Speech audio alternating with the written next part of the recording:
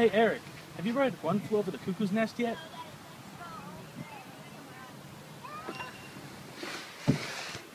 I just finished it.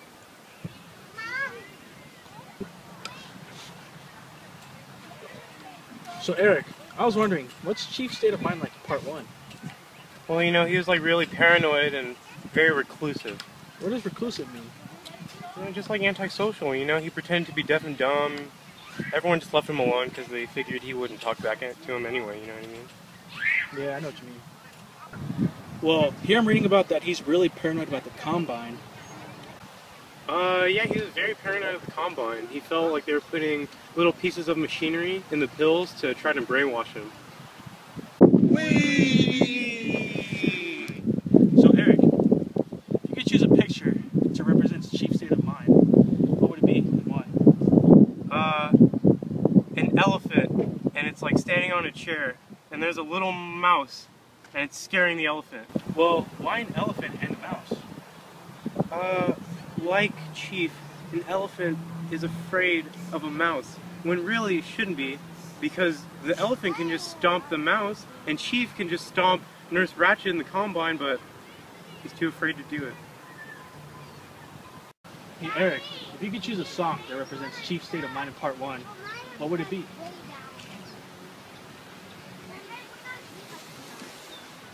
It'd be Paranoid by Black Sabbath. Why Paranoid by Black Sabbath? Because the song tells a story about a person who like can't enjoy happiness and can't enjoy life because they're too paranoid. That makes sense.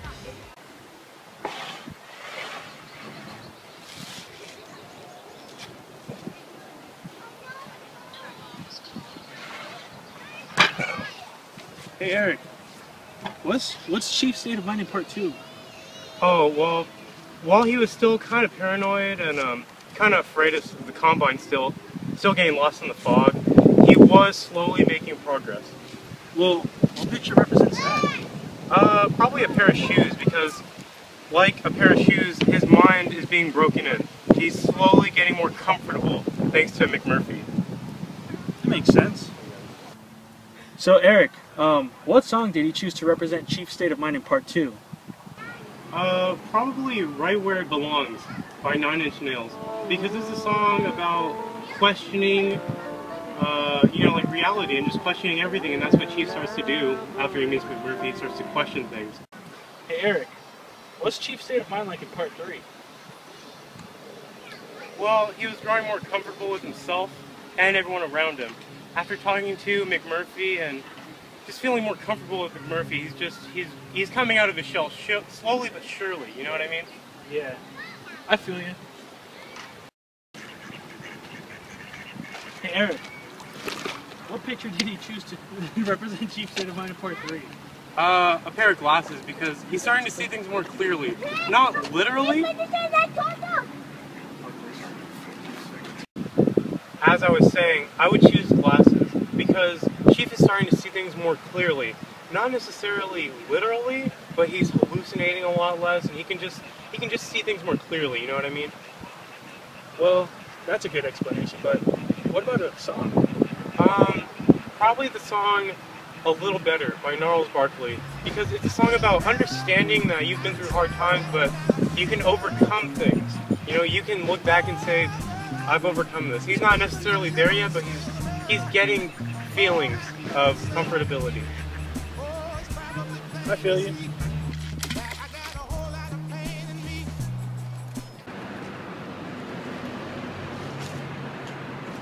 So Eric, how would you describe Chief's state of mind in part 4? He is fully comfortable with himself. He's confident. He's brave. He escapes the war, and McMurphy didn't even tell him to do it. He did it by himself. He's a brave new man. I feel you.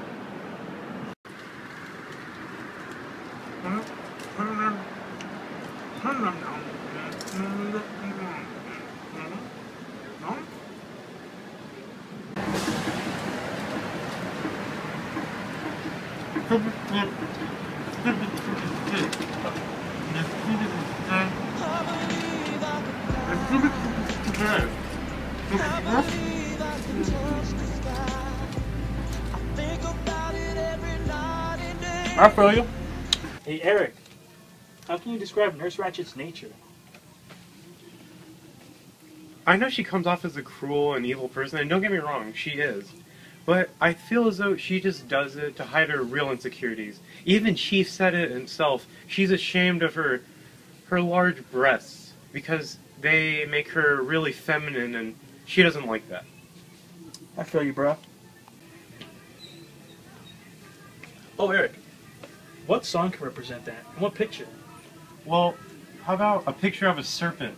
Because for years and years, serpents have been symbolic of conniving and evil, and they're just like, they're bad, And a song could be Liar by Rollins Band, because it's a song about a person who is explaining that, like, they just use people, they manipulate people, they lie to people, and that's really what Nurse Ratchet is. I feel you, man.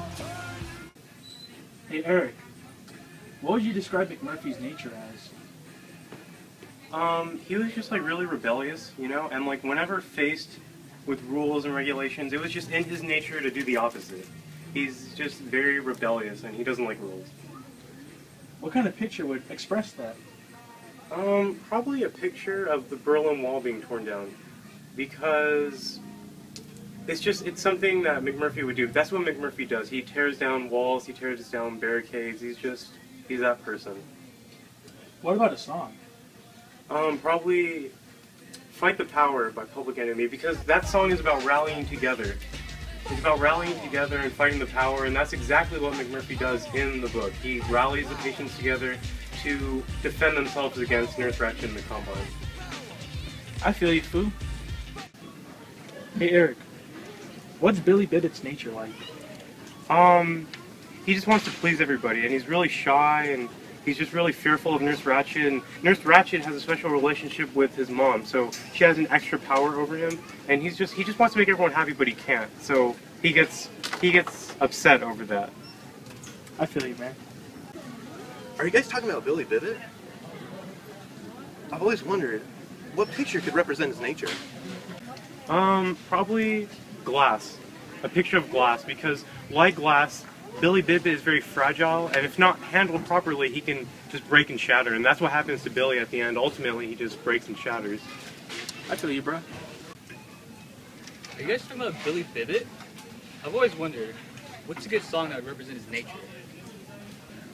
Probably How Soon Is Now by the Smiths. Hey, that's on your shirt.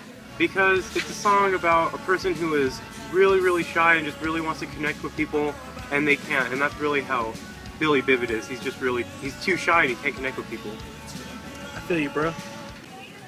Thanks, Eric. I get it now. Thanks, Eric. Thanks. You really informed me, man. Yeah. Whoops. Help me, I got Thanks, you. Yeah. Yeah.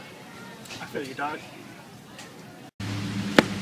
Dude, I understand this book so much better now. Hey, I got your bag, boo. Thanks, bro. Anyways, I gotta go because I'm gonna watch a movie about another really good book.